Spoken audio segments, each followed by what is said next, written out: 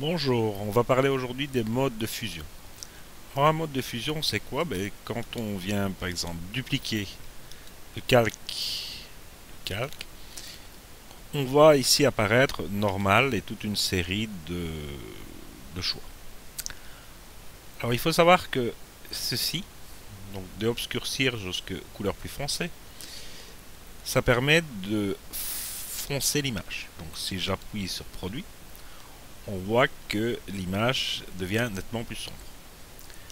Alors, ce phénomène est assez intéressant si on se trouve par exemple devant une image trop claire, sous-exposée. En dupliquant l'image et en la passant en produit, on obtient une image plus foncée. Si maintenant, au lieu de produit, je prends quelque chose entre éclaircir et couleur plus claire, par exemple superposition, là je vois qu'au contraire, on a une image plus claire. Donc, pour résumer, les premières options ici permettent de foncer, d'obscurcir une photo. Celle-ci permet d'éclaircir une photo. Et si maintenant je passe par exemple en lumière tamisée, ça permet de rajouter du contraste. Donc toutes les options qui sont ici permettent de rajouter du contraste. Alors, parfois plus, parfois moins. Donc après ça, à vous d'essayer ce que vous préférez entre les différentes options, en sachant qu'il y a toujours la possibilité de jouer sur évidemment l'opacité de la photo. Ceci de différence et exclusion, en fait quand on fait une différence, on prend la valeur en couleur de ce qui est à l'écran et on retire. Donc si j'ai par exemple une couleur de 224 et que je retire 224, j'ai 0 et c'est pour ça que j'ai une image complètement noire. Ensuite, il y a possibilité de faire des soustractions. Aussi, vu que j'ai les deux mêmes images, c'est la même chose. Si je fais des divisions, j'ai le contraire, vu que j'ai une image de 1. Et si on fait exclusion, on obtient des effets un peu différents qui dans certains cas, sont utilisables, mais en photo, nous l'utilisons quand même assez rarement. Les dernières ici permettent de jouer sur la teinte, en fait sur les couleurs d'une image. Si je mets saturation, j'ai exactement, que je l'affiche ou pas, la même image. Si je mets couleur, la même chose. Pour pouvoir voir une différence avec ces images-ci, je dois créer un nouveau calque. Je vais créer un nouveau calque, pardon, et pas un groupe. Que je vais remplir avec, par exemple, une couleur de fond. Je vais aller choisir dans les bleus.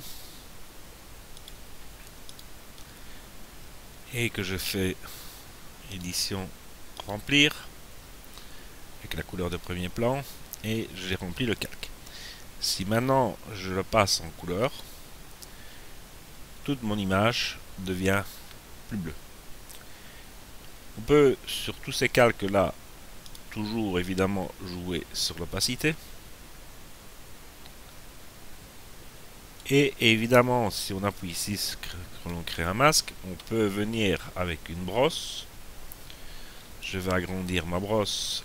Alors pour agrandir la brosse, on a soit les crochets sur le clavier, les crochets, ou soit faire Alt et augmenter. Alors si je peins maintenant en noir, l'effet où c'est noir ne s'applique pas sur l'image. Et donc on voit ici que où c'est noir, enfin je n'étais pas une opacité de 100%, donc je vais la mettre à 100% et je recommence. Donc où je passe maintenant ma brosse noire, ça ne s'affiche pas. Et où je passe une brosse, donc où c'est noir, cela ne s'affiche pas, et où c'est blanc, cela s'affiche.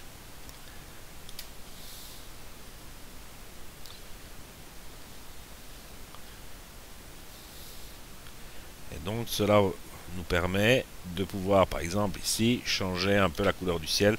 Évidemment, il faudrait faire un nettement meilleur travail entre la différence entre le ciel et les maisons. Mais notre but ici n'est pas de vous montrer un exemple, c'est de vous montrer c'est quoi les types. Je peux aussi augmenter la saturation. Donc on va additionner la saturation que j'ai mis un bleu assez profond. Si par contre je reviens ici et que je reprends un bleu et que je mets un bleu très pâle, et où je reprends ceci et je fais édition remplir, couleur de premier plan,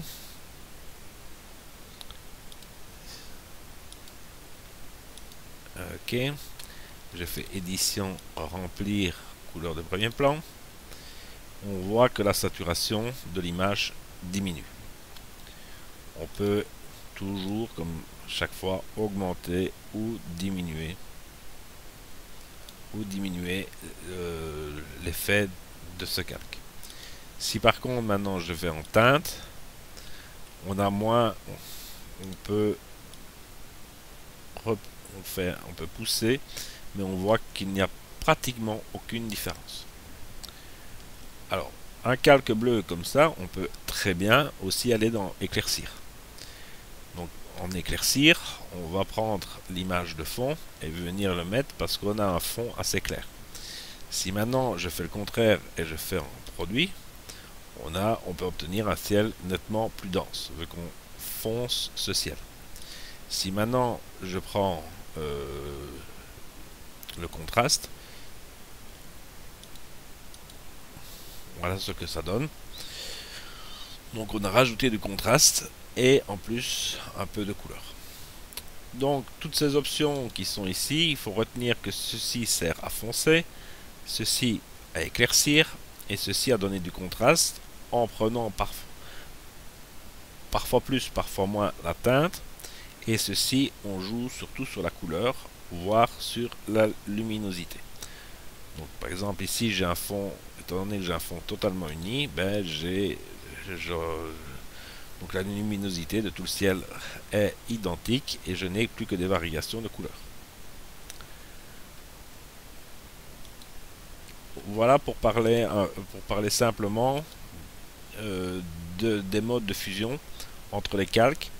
Donc à retenir, moi je retiendrai que si on a une image trop claire comme ici, je vais afficher, et qu'on prend produit, eh ben, ça nous permet de foncer l'image et en jouant sur l'opacité de corriger une image trop claire. Si évidemment j'ai l'inverse, une image qui est trop foncée, si je la passe en superposition, on arrive à éclaircir l'image. Donc on éclaircit bien l'image. Donc ce sont deux choses à retenir et également aussi lumière tamisée pour rajouter du contraste dans une image.